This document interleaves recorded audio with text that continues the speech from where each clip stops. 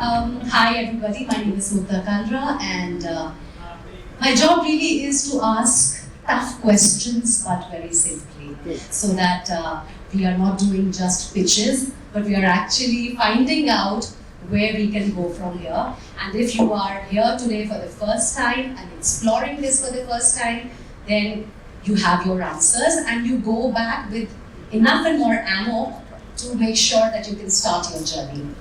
Alright, so over the years, EB5 program has evolved significantly with clearer compliances.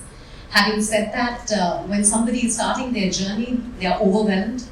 A lot of people, like we discussed actually last year, and I see a lot of familiar faces from last year. And one of the things that we spoke about was what is the expectation with which people opt for EB5? मकसद क्या है? कि आपको आपकी priorities set हैं, किस तरीके से सेट हैं कि आपको EB5 अगर चाहिए तो उसके लिए क्या करना है और उसमें क्या क्या pitfalls हो सकते हैं, because we are now dealing with paperwork, compliances, choosing a regional center, which center to go for, what project has worked in the past, and of course the geopolitical climate is changing every other day, so you are always wondering which program is better. And a lot of times, a lot of people are also preparing for this for their families. And those priorities need to be clear, that you know how much time is it going to take? Are you realistic about those timelines? So there is a lot that is getting packed into this discussion, and I'm hoping that we do a decent enough job of answering those questions. लेकिन हाँ, अगर मैं कहीं पे भी miss कर जाऊँ कोई भी सवाल, then we have 15 minutes. Please raise your hands and we will take those questions. All right? So, okay, Girish, I want to start with you. Why, basic question, why EB5?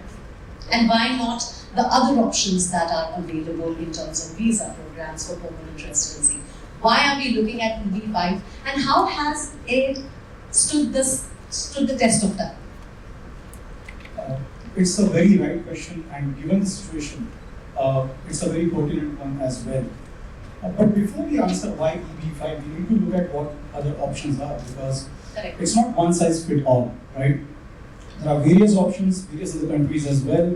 So firstly, when someone is looking into any kind of permanent residency program, the first question is whether I want to relocate to that place on a permanent basis or not. Whether I see myself in that country with my family or not. So what is the purpose of me choosing that permanent residency program?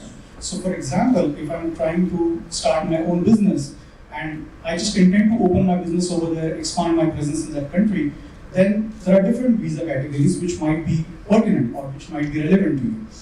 And Rohit is the legal over here. He can of course help you out with what visa categories might be suitable for you.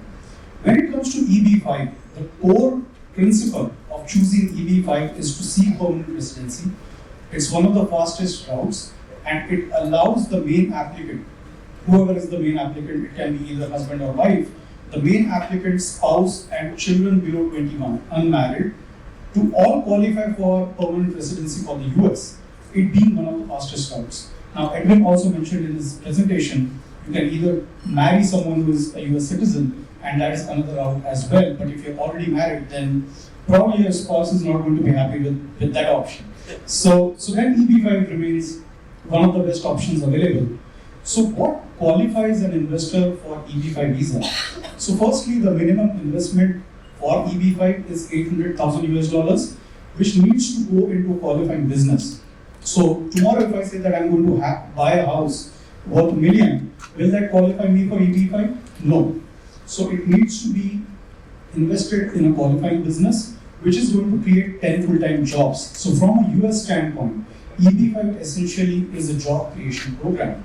So my investment of $800,000 needs to go into a business which will create 10 full-time jobs in the US, American jobs.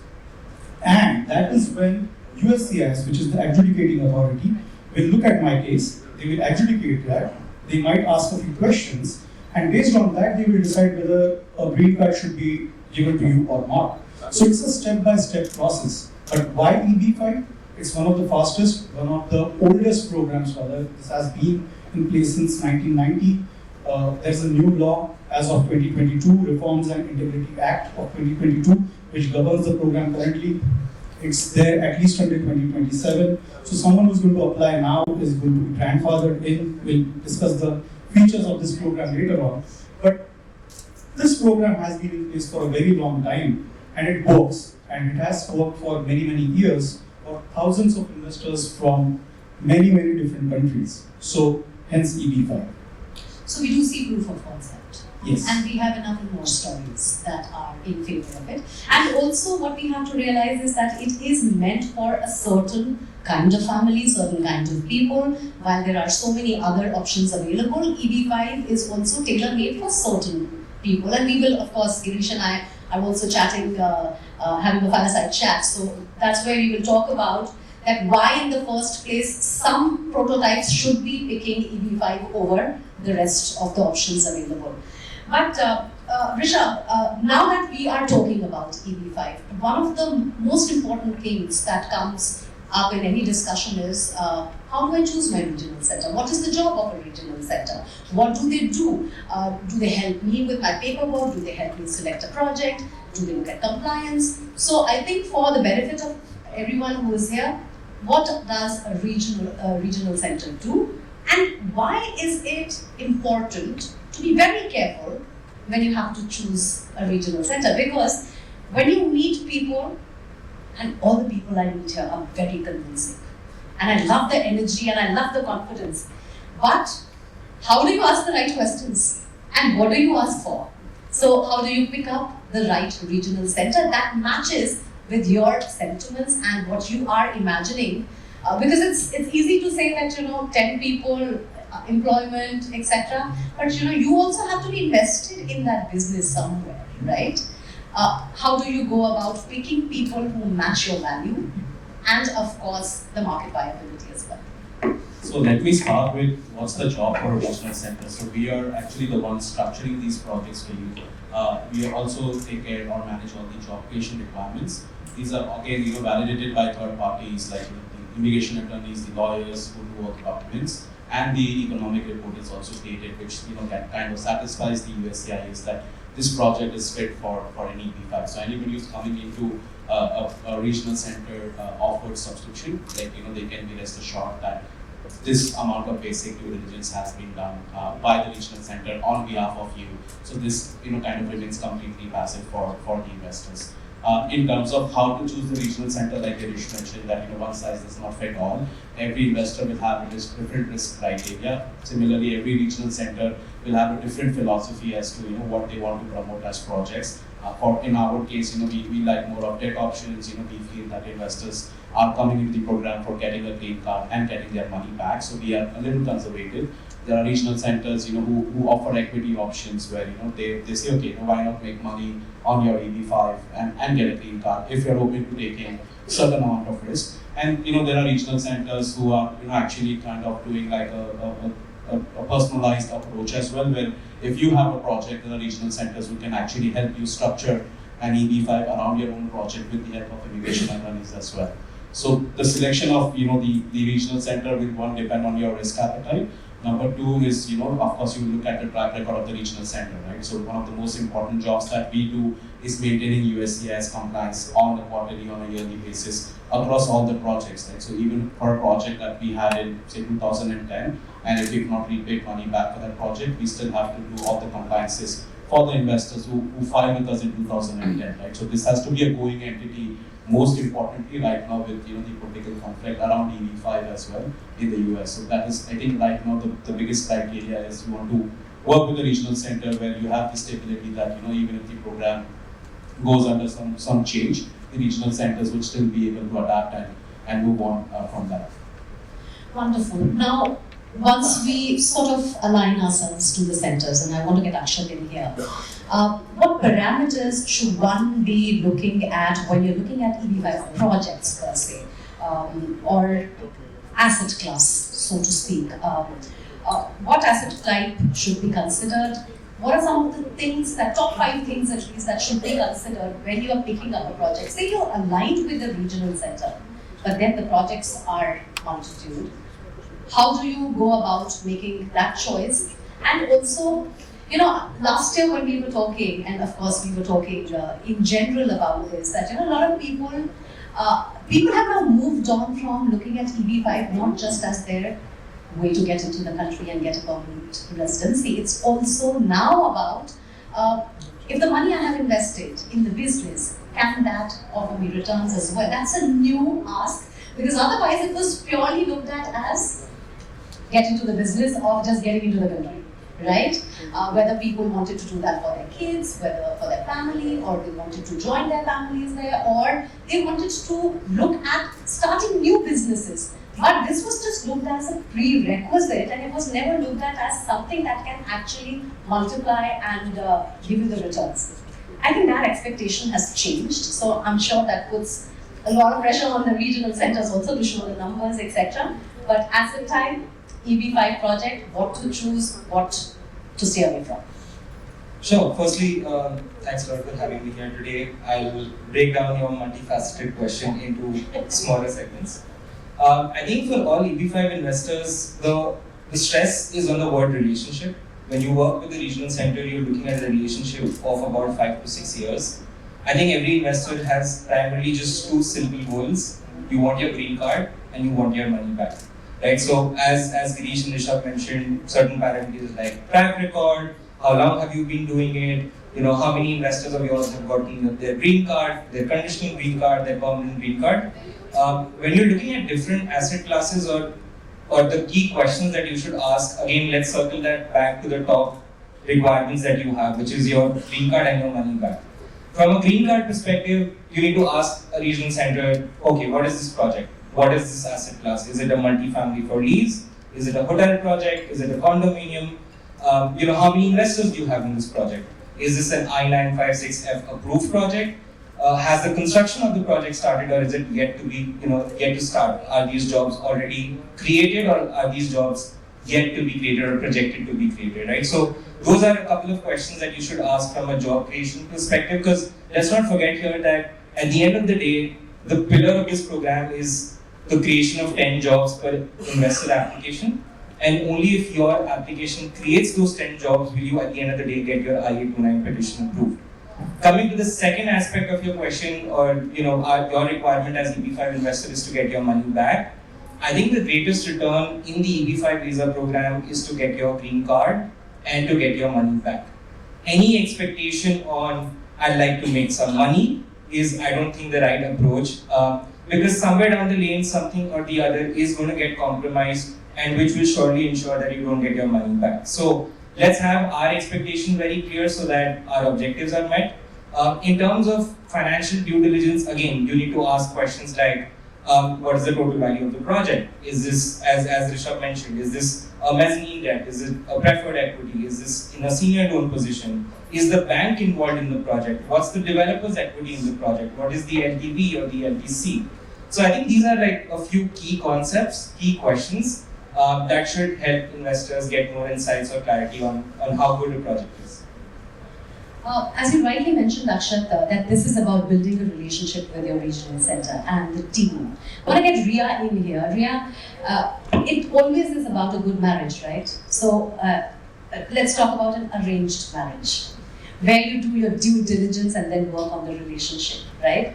Here we are talking about, okay, we identify the regional center, but outside of the regional center, should I be doing my due diligence as well? So how do I ensure that the project viability that is being spoken about by the centers, should I also be doing extra homework?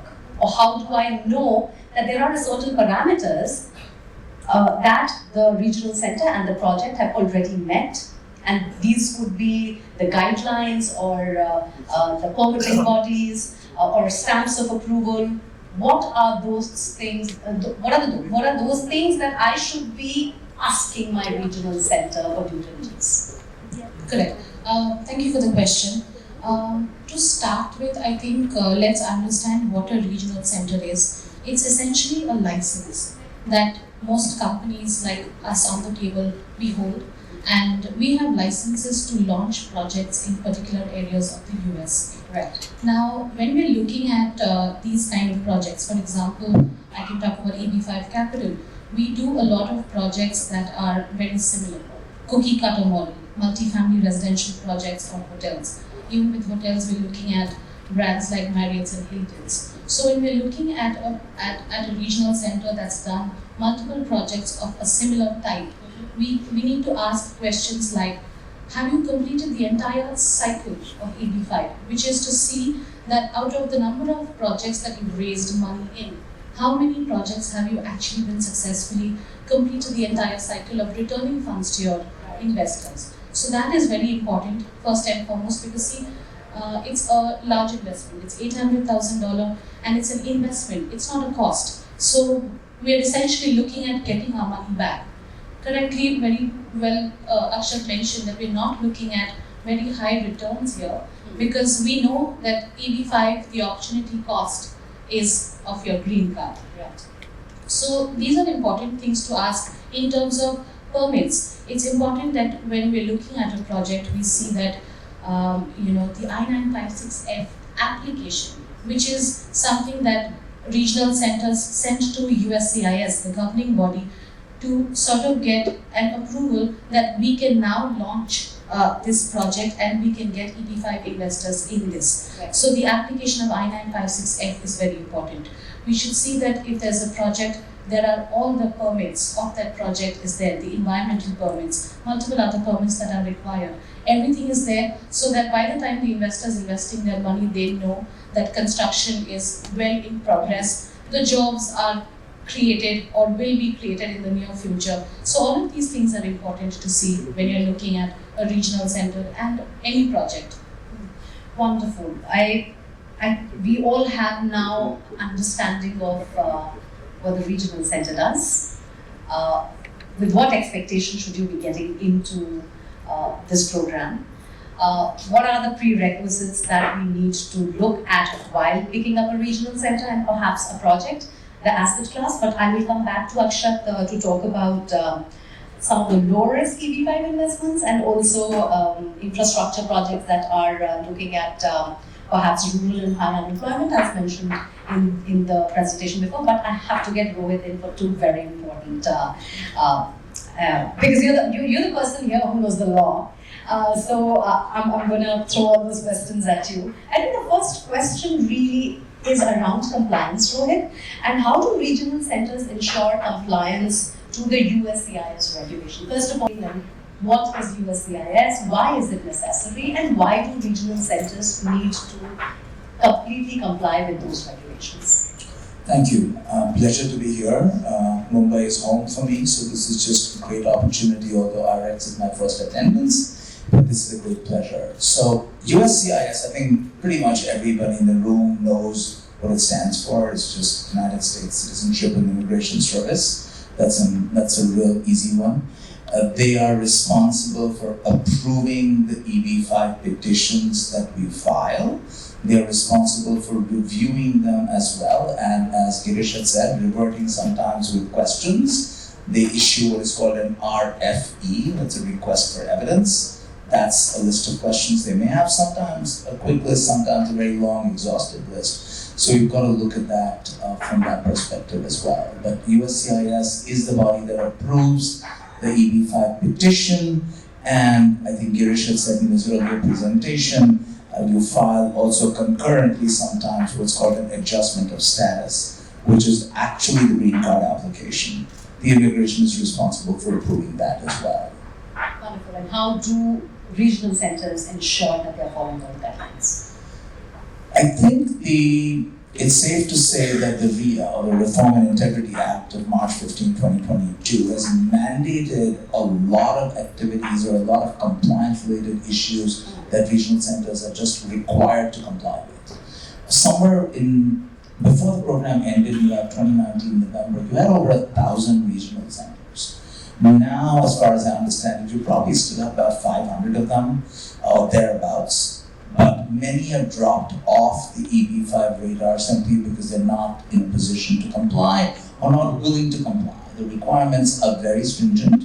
The fees that are associated with that are very high. So regional centers end up paying a lot of money to stay in existence and to make sure that they're compliant.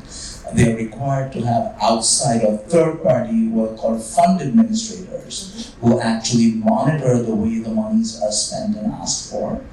So all of that comes into play. They are required. They're also subject to mandatory USCIS audits every couple of years. So they have to maintain that. And I think the way the Rhea is written from an investor's perspective, the SEC and FINRA have been given a greater role to play in monitoring what's going on as well. So the changes that have been introduced by the March 15, 2022 Act have gone a long ways to assuring, and I'm not going to use the word guarantee because that's one word you don't use in EB5, in assuring the investors that their investment is at least being properly monitored and they're less likely to lose their money to any kind of fraud or any kind of misappropriation of money. So there's a lot that they have to comply with. Fair enough. Just want to add something. So just as Rhea, as Rohit mentioned, a regional center is a license, right? So to break it down or to make it relatable for all of us here,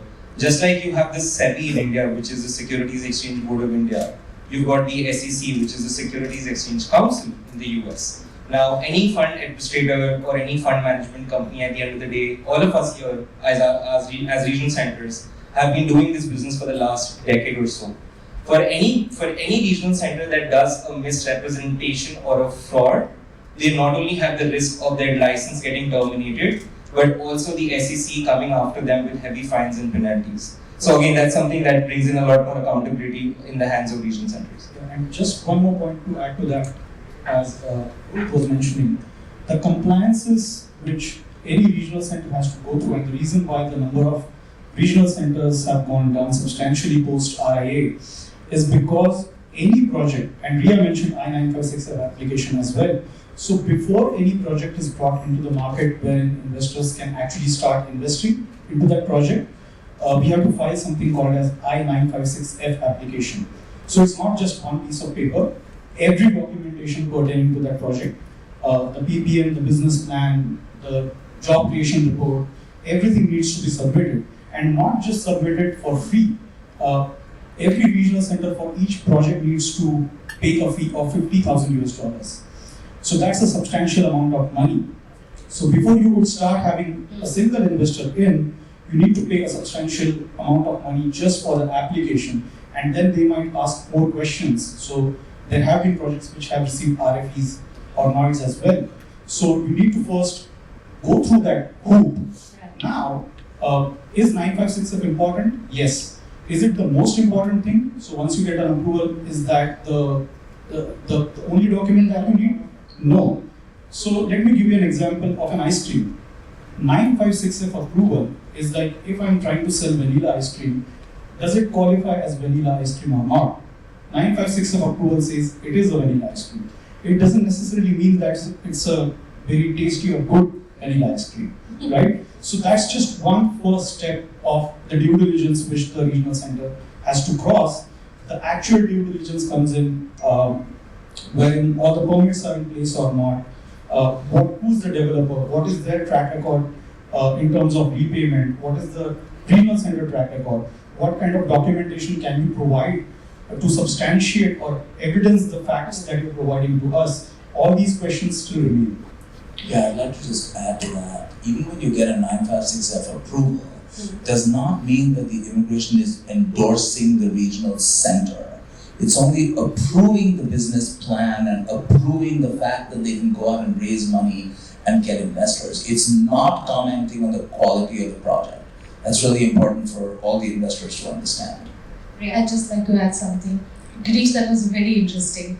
And something that we haven't spoken yet about is when you're doing your due diligence and when you're looking at if the vanilla ice cream is tasty, we basically wanted to tell you to see that when you're looking at a project, a very important thing to look at is the capital stack.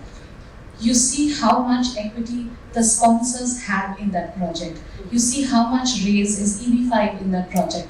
And you see if there's a senior lender, if there's a bank, how much the bank is willing to put in that project. that will only ensure that apart from a regional center doing the due diligence, there's also a bank doing their due diligence because they are putting their money in that project as well. And the fact that the sponsors have put in anywhere between 20-25% in the capital stack, it just shows the skin in the game for them is high. So that will ensure that your project is going to eventually do well and you'll be able to get your money back. Very legit. Very, very And legit. one more comment. You had asked earlier about what should investors do additionally over and above whatever the regional center Yeah. puts out there.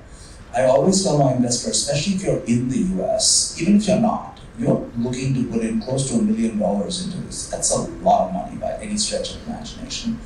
The least you can do that you owe to yourself is to go meet the regional center. Go meet the regional center's representatives, go talk to them, go see if there are projects that they've actually completed, make sure that it's actually a sea-touch field, it's a bricks and mortar project. This is not a pie in the sky. This is actual construction, so you should be able to see it. You may talk to 10 people, you're going to narrow it down to 2 or 3, and eventually there's only one you can pick. So I think it's worth your time to go meet the regional center folks, because like Akshat said earlier on, one of the most important things is a relationship. You're going to be with that regional center for roughly the next 5 to 7 years. When you have that understanding, you're not going to make that investment lightly. It's really important. But I will make one other comment. When you're investing, whichever regional center you pick, whichever investment advisor you may or may not use, your closest relationship through that entire 5 to 7 years at the least is always going to be with your immigration lawyer. The investment advisor will help you select the project, will move on to the next investor. The regional center will have you selected as an investor, will move on to the next investor. Your immigration lawyer is the one who's going to be your sounding board for everything, every question relating to immigration, whether it's a project or not. I mean, sometimes I think I've become an honorary shrink, but that's just the way relationships go. And then you will be closest to them for the next 5 to 7 years. See, now we are talking. Now we are talking about what you need to do. Yes. So with Rohit's permission, I want to clarify to the audience that for any investor to be eligible to file an I-5 or a conditional green card in a project, you need the regional center to just have a filing receipt notice. You don't need an I-956F approval. So just wanted to ensure that that is clarified. And again, I couldn't agree more. Edwin spoke about one of our projects in Jersey City. We had more than 50 plus investors who've personally gone, seen the project with one of our representatives. They've been made feel special. They've been able to verify all details, which obviously gives a lot of confidence for them to move forward. It's almost like how you go investing in India in a house or in a construction property, which is not yet ready for possession, but it is going to be ready in some time. So you do your due diligence, you speak to people, you also find out what is the RERA saying, what are the guidelines. So it's almost like that, but of course you're physically need to be there, you physically need to see, you need to do your due diligence across several parameters. Now, before I go to the last question, Rishabh, I want to get you in on when we talk about low risk EB5 investments. First of all, is there anything called low risk EB5 investment? And if there is, I want you to take us through that and what the benefits really are in investing in rural high unemployment or infrastructure projects. I want to put that to, in fact, everyone, because that's what we seem to be talking about. Even the last presentation, we spoke about that. So what's the merit in it? And is there something called low investment, if there is? Yeah, so there are risks associated with, ultimately this is a financial investment. So as regional center, our job is to mitigate and try and mitigate as much as risk as possible. We try to do that. I think that the least that you can do is, Girish, very well, I'm thinking about vanilla ice cream now, so imagine where are you in the queue, right? So, you have a vanilla ice cream guy over here, there's a queue, are you in the front, are you in the back? And so similarly for projects, if you're in the equity position, you're at the back of the queue. If you're coming in as a debt investor, you're at the front of the queue, right? So if things go wrong, you are the first in one to receive your vanilla ice cream, or in this case, your money back, right? So that is how I would define low risk in a project. coming to rural versus the urban versus EA and the HUA, I think with the Reform and Integrity Act, they classified these into categories where they wanted to promote certain geographical locations for employment opportunities. So if you invest in a rural project, it has a 20% visa set aside. In India, we call it as a quota, so 20% of the visa would fall into the rural. It also enjoys a faster and expedited processing. But I want to give a chance to my fellow members as well to add more things on this. So going beyond EB5 or immigration, what is low risk? Like, I don't want to sound morbid over here, but there is risk involved everywhere. Think about a savings bank account. Every one of us has a bank account, right? In India, what is the insured amount? So you might be having 1 crore, 10 crore, 100 crore. What is the insured amount for if something goes wrong with the bank? If the bank shuts down. 5 lakhs, right? So that is the risk which you are carrying even with the lowest of the lowest investments that you do, which is having a savings bank account. The same translates to EB5 as well. Any past performance does not guarantee future performance as well. So I might have done 100 projects. Who knows what's going to happen in 101st project, right? So that element of risk is always going to be there, no matter what. And secondly, as per the program, it's one of the features of the program or the requirements of the program that your investment needs to be an at-risk investment. It's defined clearly. So if I say that, I gave an example that if I buy a house for $1 million, that does not qualify me for EB5 investment in the first place. It needs to be in a qualifying business, and one of the qualifications is to invest in an at-risk business. So there has to be that element of profit or loss in that business. However, in order to eliminate that element of risk, track record is one of the very good parameters, and the current project as well. So, who is the regional center? Who is the developer? What is the current project? We spoke a little bit about the asset class as well. What is the asset class? And whether it's in demand currently, when it's being constructed, or it's going to be in demand 2 or 3 years down the line, because the demand and supply cycle, it's always cyclical in nature. Not every category has a secular growth. Sometimes it has to be cyclical, it is cyclical. So while you're investing, you need to look at what the construction timelines are, and based on that, you need to analyze that when the loan tenure is going to be mature, within that loan tenure, whether the developer is going to be in a position to complete that project, whether they are going to be in a position to sell or refinance that project, and then will I be in a position to get my money back or not? All these are important points.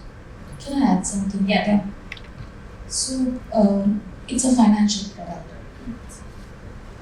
So there is always going to be risk. EB5 is an at-risk investment. We do 100 projects. It's very natural that one project, something may go wrong. What are regional centers? We are essentially fund managers. We manage investors' funds. So when you're looking at the track record, you see that if you had, let's say, a project that's not doing so well for whatever XYZ reason, what is the regional center doing to ensure that the investors are safe? You may not get your money back in, let's say, the promised tenure of the project, which is anywhere between 3 to 5 years. And if it's gone past 5 years, what do you do to ensure that your investors' money is still safe?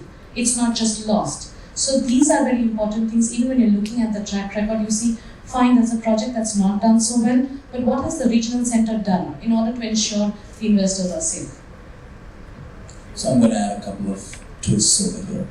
So first, I just want to go back to the 956F, and we talked about the 956F being filed, which is mandatory before you can ask for investors. Obviously, getting an approval of the 956F is great, but it's also possible that they might be able to successfully get investors even without getting a 956F approval. And the reason for that is what everybody has referred to over here. Regional centers may have a track record of doing it successfully. If you've done it successfully, nobody is changing a winning formula.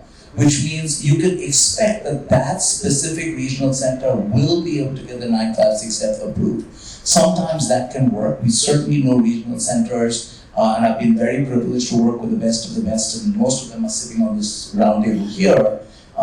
They have a tradition of not waiting for a 956F approval, but raising investors and successfully completing projects. That's fine. Second thing you asked about, how do you minimize your exposure? One of the things that I would like to just bring to attention is, like people talked about the capital stack, your focus on getting the green card is having the jobs being completed. You may very often invest in projects where the jobs are already done. You don't have to wait for them to be done. If you can check into that, that helps you to minimize the risk of getting your green card. They might not be complete, but they might be at a very advanced stage, which also is an assurance that the project will be completed. So that's one way to minimize your risk. You're clearly never going to be able to eliminate it. The program does not allow you to eliminate it. Everybody's talking about that. Yeah. So you want to keep a couple of these things in mind as you go along. Just one more point to add over here regarding 956F. So all the leading regional centers, of course, I agree with Rohit that if they have done it hundreds of times, they are bound to succeed in the next one because they won't change the formula. But there is one number which has come up at USCI's website. They provided a list as to what the adjudication numbers are in terms of 956 approvals versus denials. Quarter one, so in US quarter starts in October. So October to December, the denial rate is whopping 27%. 956 applications. So not all regional centers are able to deliver. Not all regional centers are probably applying the same formula every single time. So that needs to be considered as well. Can I just add a few points here? So I agree with I think all of my panelists. Just want to give a few anecdotes, right? Like at the end of the day, what matters is we've been in this business for over a decade. Most of these regional centers, we've seen the peak of COVID. We've seen challenges that have come across with different projects. Could it be it could be an 956F, could be an I-829, it could be the sponsor actually declaring a default, right? There have been issues during COVID in that case as well. And one of our projects called NASA Colosseum, we had the sponsor basically coming out and say that, I will not be able to fund. That's where the regional center stepped in, took over the project, sponsored it for 2 years, spent close to over $30 million, and recovered each and every EB5 investor's money to safely pay them back.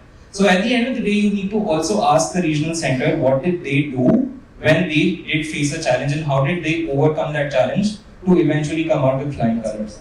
That's a good point. I am looking at my producer to know, Shamini, do we have time? Okay, great. So just one more comment here. Not trying to take away from anything the panelists have said, but there have certainly been projects from excellent regional centers, the best of the best, where the projects may have failed and the money may not have come back simply because of a business reason, got nothing to do with misappropriation, nothing to do with fraud. So it's important to keep that in mind. And when people ask me, how do you judge a successful project? I try to break it up for them in two ways. You've got to look at success from two perspectives. One is your main target of getting your green card. If the job creation is done, you're going to get your green card. That's success number one. Success number two is getting your money back. That may or may not always happen, and if it does not happen, it's not always because somebody tried to defraud you. Yes, EB5 is like a basket of fruits. We've certainly had some rotten apples. There's no question about that. But at the same time, by and large, like I said, the folks that I have been blessed and lucky to work with, all my clients have got their money back when they're supposed to get it. Sometimes there's been a little bit of a delay as opposed to 5 years, but again, success, don't just say success is one definition, there are two. And I think Akshat mentioned it very aptly, that what has been the regional center's strategy when they got stuck, and how did they get out of it? Because it's always great to ask somebody, what's your troubleshooting? What if this lands into trouble? What am I looking at? What are my timelines then? And that due diligence, like a SWOT analysis, needs to be made. And I think that should answer most questions about the risk involved. Just one thing. So you mentioned about high employment area projects, rural projects, infrastructure projects, right? another key aspect of trying to select or probably not be biased towards a particular type of project would be to find out where the primary applicant is, right? So if the primary applicant is in the US, currently because there is no wait list, there is the provision of you or your child being able to file a concurrent adjustment of status, or in simple words, an I-485 petition, which helps your child to get an expedited work and travel permit while they could still be waiting for their conditional green card to be issued. At the same time, when you have people who are based out of India or outside the US, some people might have a goal to be in the US ASAP. For them, probably rural projects might be more suitable, where there could be a risk of the child aging out. But then you have, parents whose child is in 9th grade, 10th grade, and they don't want that green card to come before they finish school, because they obviously can't move their children in the middle of their 11th standard or 12th standard. So these are again important things that need to be figured I think out. that is so important, because the cutoff age is 21, and then you really need to plan yourself well between the years of 15 to 21 of your children. Yeah, I mean, Akshat is just a raw number, I think. That's a conversation that can be, the subject of a whole separate discussion. But it's the timing of it, which is almost impossible to predict. If anybody tells you that they can predict the timing accurately, I'm going to say that's one person you should not be working with. Yeah, I'll come out and say that. But the bottom line is you just have to be careful. He's touched really a subject that you have to discuss closely with whoever your immigration advisor is, not necessarily the regional center, because there is a different goal. I represent only the investor. I don't represent the regional center, I don't represent an investment advisor. The regional center is obviously representing themselves. You've got different interests at play over here, and you need to be cognizant of that. My very layman-ish question would be, where do I find these immigration lawyers? Well, there's one here, but I'm sure I've seen some familiar faces in the room from people I've been seeing for several years. Yeah, so either they haven't made an investment, or they haven't found the right attorney or the right regional Yes, so center. I think that's also very important, who is part of your team. And it has to be a team of experts to make that choice, to make that journey start. So I think that is a very important. It's usually the client's choice. The team is put together by the client in many ways. Yes. In fact, I'll say that in the old days, sometimes regional centers would insist that a particular attorney be used. In my books, that's a no-no, because you've got a very potential conflict of interest right there. If you're being forced by a regional center to say, you have to use this attorney for my work, just think about it a little bit before you decide. Maybe the best decision you made. But you should step back and think about it before you go down that path. Yeah, because a lot of times they come as a package, right? Should not. Yes, so that is another thing to keep in mind. And similarly, I completely agree with Rohit. Similarly, any immigration attorney saying that you can or cannot work with a particular regional center is again a conflict of interest. So it's both ways. The beautiful part about EB5 is it gives you the freedom to select your financial advisors, select your regional center, and select your immigration attorney as well. Yeah, I will introduce investors to regional centers, but I'll never recommend. I'll say, look, these are the ones I've worked with. I think we're out of time. Fair enough. We don't have time, absolutely. I've gotten 2 eyes already. I do have a question around what potential changes in US immigration policy may impact EB5 program, but can we take that with Girish in our fireside? Can we do that? All right, I think, and if any one of you have questions, I'm sorry we haven't been able to take, can we take one question? Because I do see one hand go up, so I don't want to be, Can we, yeah. Do we have a microphone here? Thank you.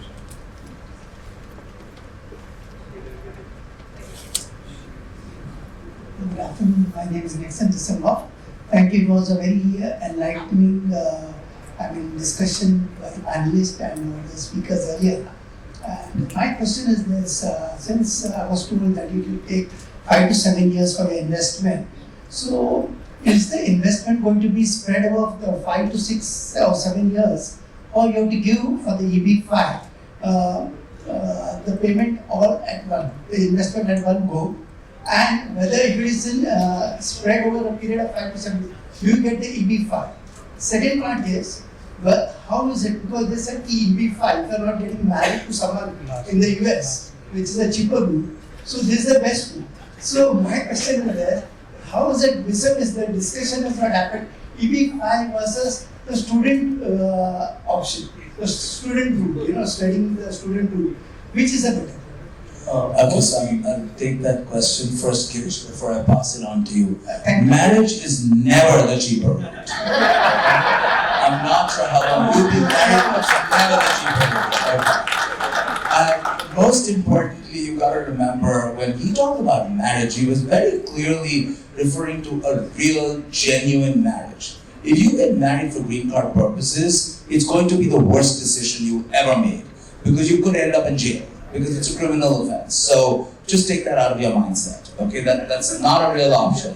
When you were talking about F1 versus EB5, I'll let Girish address that, but I'll just say, one is a non-immigrant visa. The reason why many of you are sitting here and asking questions about EB5 is because somebody goes as a student, then tries to get a green card eventually through their employer, which is the most common way of getting it. It's going to be over 50 years, that's 50.